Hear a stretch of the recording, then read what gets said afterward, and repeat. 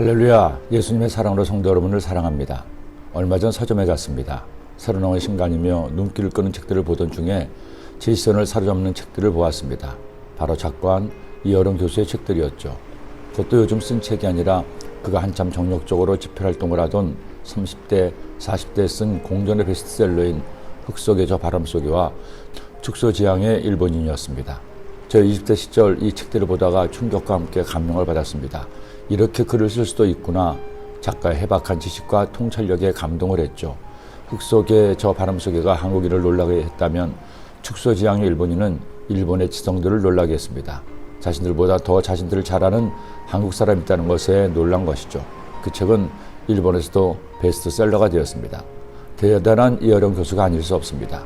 이런 분이 그의 인생의 만년의 딸을 통해 예수님을 믿고 지성에서 영성으로 다시 한번 자신의 삶을 업그레이드했으니 정말 감사한 일입니다. 이제는 고단한 숨을 멈추고 천국에서 그토록 사랑했던 딸 이민아 목사를 만나 하나님을 찬양하고 있겠죠. 잘 살았고 잘 떠나신 분이었습니다. 사람의 삶을 보면 잘 사는 것이 중요한 것만큼이나 절 따르는 것도 중요하다는 생각을 하게 됩니다. 먼저 잘 사는 것은 어떻게 사는 것일까요? 사람들이 일반적으로 말하는 성공한 사람, 돈을 많이 번 사람이 잘 사는 사람일까요? 그렇지 않습니다. 아무리 돈이 많아도 아무리 원하는 것을 이루어 성공했다고 해도 그것들이 그의 삶을 가치 있게 만들지 못합니다. 아무리 생각해봐도 잘 사는 것은 하나님을 잘 믿고 하나님의 말씀대로 사는 삶입니다. 하나님의 말씀 속에 제대로 사는 삶의 방법이 다 들어있기 때문이죠. 그리고 잘 떠나는 것도 그의 삶의 말물에 참 중요합니다. 어떻게 떠나는 것이 잘 떠나는 것일까요? 지난 평생 하나님 나에게 주신 것에 감사하다가 하나님께 나를 맡기며 떠나는 것이 잘 떠나는 것입니다. 사울왕은 이스라엘의 초대 왕이었습니다. 그의 시작은 창대했습니다. 하나님께 택함을 받았고 사람들에게 인정을 받았습니다. 하지만 그가 욕심을 부리고 하나님의 말씀이 아닌 자신의 뜻대로 살자 하나님의 영이 그에게서 떠나갔습니다. 하나님의 영이 떠난 이후 그의 삶은 사는 것이 아니었습니다.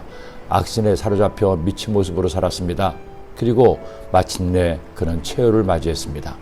브레셋과의 전투에서 비참하게 패배하고 세아들과 함께 전쟁터에서 죽음을 당했죠. 그의 머리는 잘려 블레셋 군대가 가져가고 시신은 벳산 성벽에 못 박혔습니다. 그렇게 수치스럽게 죽음을 당한 사울.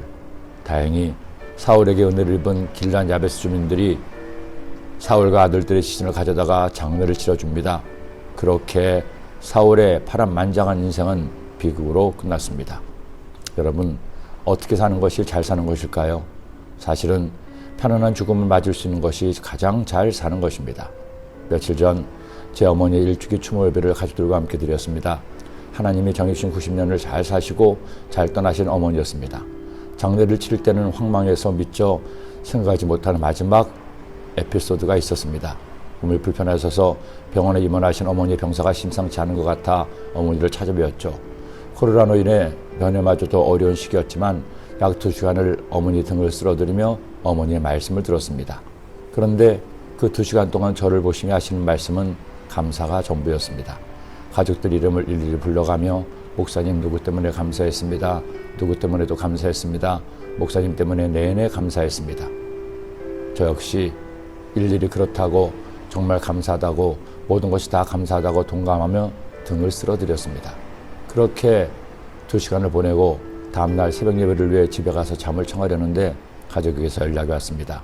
어머니가 굳이 퇴원하시겠다고 해서 집에 모셨는데 지금 좀 이상하니 빨리 오라는 것이었죠. 서둘러 옷을 입고 차를 몰고 가는데 다시 연락이 왔습니다. 가족들 옆에서 주무시듯 천국에 가셨다는 것입니다.